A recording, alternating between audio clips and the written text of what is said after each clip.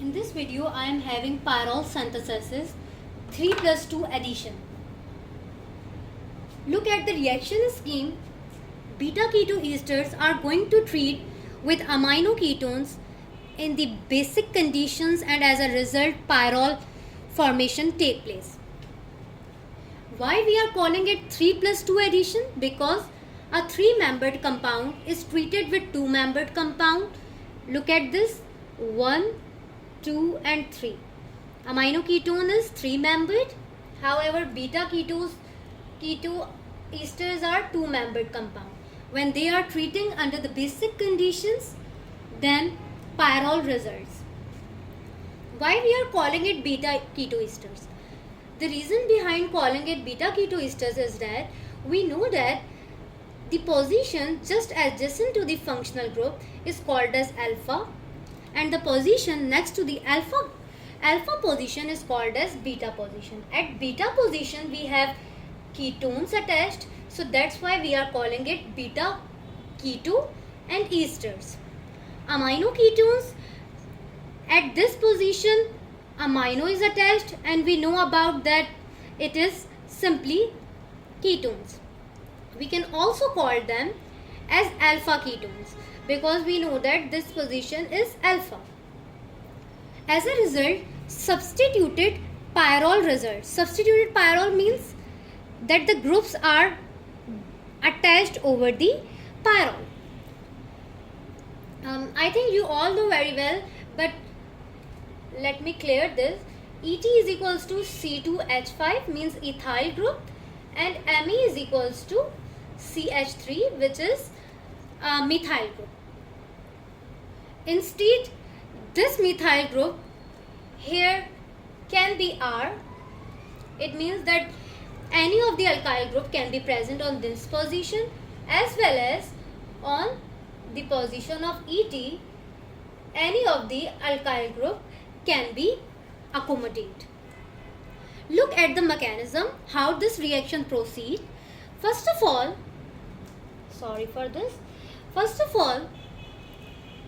base. You know that base picks up the proton. So this base KOH is going to pick up the proton from beta keto esters. From the alpha position of beta keto esters, we know that alpha hydrogens are quite acidic in nature, and as a result water formation takes place. Beside this, a negative sign is created onto the alpha position of beta keto esters. The reason behind a negative sign creation is that it is showing that there is a deficiency of one hydrogen. When this negative sign shifts over there, the bond between oxygen and carbon simultaneously breaks down, and as a result anolate formation take place. We know that anolates mean double bond for ene, for negative sign ATE, and for OL, for alcohol group we are using here OL. So what's going on next? We know that anolates are nucleophilic in nature, and they can attack over any of the electrophilic center. So this double bond is going to attack over this electrophilic center of carbon. As a result, the bond between oxygen and carbon going to break up. One thing I forget to tell you, that a negative sign of oxygen is going to shift here, and this is the force behind this, behind the attack of double bond of anolate. Okay, and what's going on in the next step? This species results. You can have a look that this position and this position is going to be attached in the form of this bond, and all the other groups are being attached onto their same position. Like CO2 ET is attached onto the first carbon on the first position, it is attached onto the first position, and onto the second position here we have the oxygen double bond, as this negative charge is moving here and a double bond is resulting. and ame is ame means methyl group has been attached over there. And on this side, have a look that this bond is going to be break down, and as a result a negative charge is created here, and methyl group is attached over this carbon atom, and over this carbon atom one methyl group is attached, and onto the second carbon there is an amino group. Yes, there is an amino group and there is also an amino group. It means that the groups are equivalent on both of the positions. In this step only one thing is going to be happen. Position number 1 of beta keto esters are going to attached with position number 1 of amino ketones. Afterwards, in the next step, what is going to be happen? Just protonation take place. This negative charge going to pick up proton, and as a result this hydroxyl group form. Afterwards, we know that amino groups have a lone pair nitrogen atom.